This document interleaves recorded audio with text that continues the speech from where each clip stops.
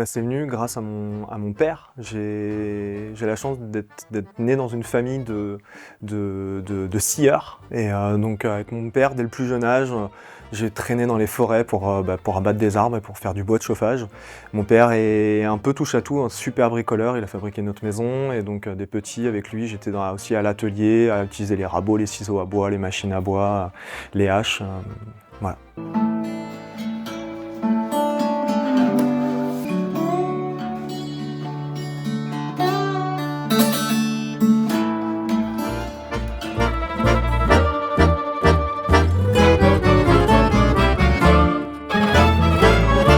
Pas tant les arbres et dans le bois, plutôt tout ce que j'observe, la nature, les expos d'art que je peux rencontrer, tout ce que je peux faire à côté, qui me permet de manifester ce que je fais au travers du matériau bois. Ici, quand je l'avais affûté avec du pas efficace, je vais me servir du bord là et j'y vais un peu plus franco.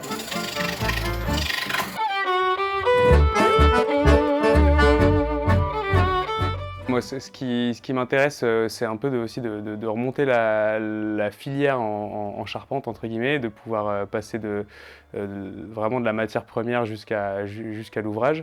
Et donc ça passe par la forêt, et c'est des techniques et des méthodes ancestrales qu'on a depuis des milliers d'années et qu'on est un peu en train de perdre. Donc je suis curieux de toutes ces choses-là. Et donc hier, on est parti en forêt à Megève chez Yann Seigneur.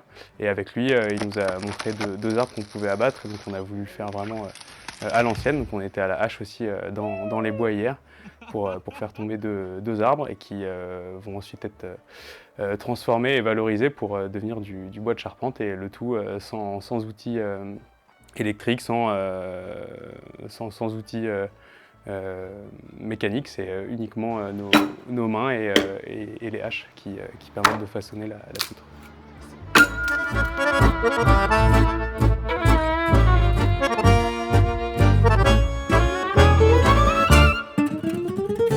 Il y a vraiment des personnes qui sont formées, il y en a de moins en moins pour justement prendre soin des forêts. Je suis peut-être plus inquiet pour une manière un peu plus globale et pour peut-être nos enfants ou petits-enfants et futurs artisans.